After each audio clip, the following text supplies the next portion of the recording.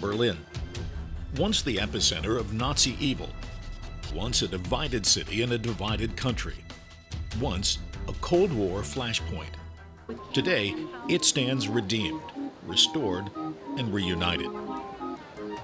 After the Second World War, Germany was divided among the Allied powers.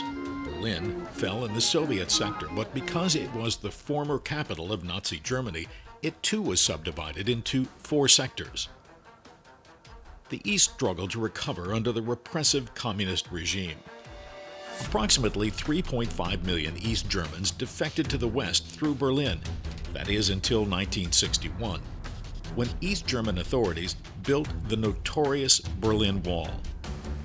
It stretched for 87 miles and included machine gun-equipped guard towers and a dead zone between the sections of the wall. Nearly 5,000 tried to escape after the wall was built. Somewhere between 136 and 200 died in the attempt. Today, most of the wall has been removed. In places where it once stood, markers have been placed in walkways. Several sections have been left as reminders of those sad and frightening days. One section, the so-called East Side Gallery along the Spree River, is a much-visited outdoor art gallery. Artists were invited to paint images of the way things were and their hopes for the way things will be. Another section runs in front of the Topography of Terror Museum at the site of the former Gestapo headquarters, the feared Nazi secret police. The wall becomes a backdrop for a photographic history of the terror created by the Nazis leading up to and during the Second World War. This part of the wall is near the Brandenburg Gate and the German Parliament, the Reichstag, and a memorial to the murdered Jews of Europe. It's also not far from one of the most famous places in the Cold War, Checkpoint Charlie. Charlie is the word the military uses to designate the letter C.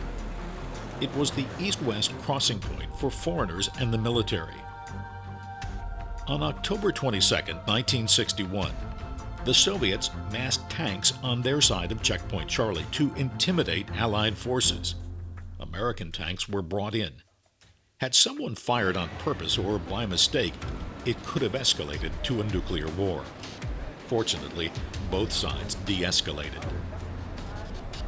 Today, Checkpoint Charlie, at least a replica, has become a tourist attraction.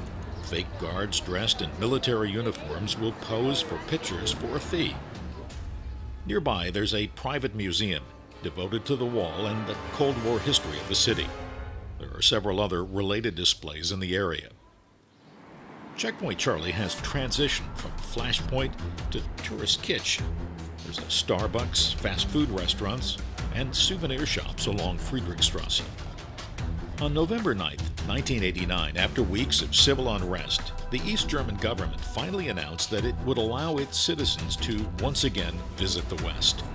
The wall started coming down in 1990.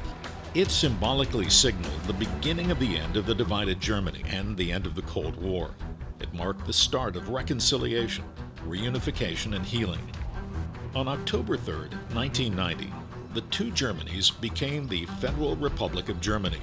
The following year, the new unified parliament voted to move the capital to Berlin,